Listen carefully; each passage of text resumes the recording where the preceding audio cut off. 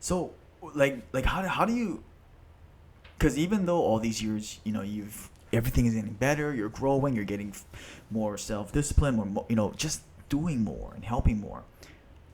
Every time I see you, every time we see you at the gym, you're still the same humble guy inside. Like, how do you stay grounded? Like, what is that? So what helps me keep me grounded though, honestly, is remembering, man. It all comes Remembering. back down to the same thing, is remembering where you came from, because like I was never handed things, I don't Right. come from a rich family at all. And like I mentioned already, I am one of the first entrepreneurs in this family, Right. the Boudouin bloodline. I mean, I do have like my uncle, which is funny because a lot of our family never understood them, my Oh. dad's older brother, because they opened up their own, coming from the Philippines, right? Philippines. Yeah, moved here, bro, and so, oh, sorry, I went full on local boy. There you go, but man. I- Just pass all the So like, oh, sorry, there's like a little No. but There you go. and they came here from the Philippines, and they Yeah. opened up Sunrise Cafe, their own little, it's a God. nice little breakfast brunch area in Lahaina, Front Street, right? Which is not cheap, So I mean, the rental, I mean, for having a place on Front Street, hot spot, Wow. So for them to sustain a business there, even through COVID, they're reopened again, right?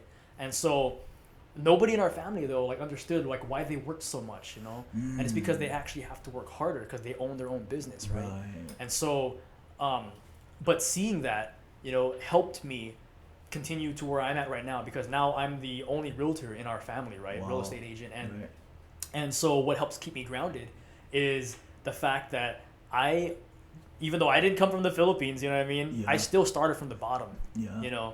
And it's that whole like typical, and of course no judgments for anybody, and I can say this because I'm from Maui, you know what I mean? Like we all start, one of the things that we're taught growing up, and not necessarily in schools, but just in our society in general. Yeah.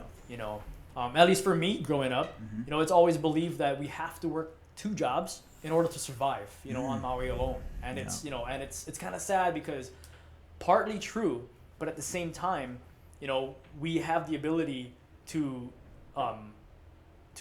gain more skills, right? And that More comes down to the skills, person, yeah, right? Because absolutely. if you want to get paid more, you got to learn more skills, better Yeah. skills.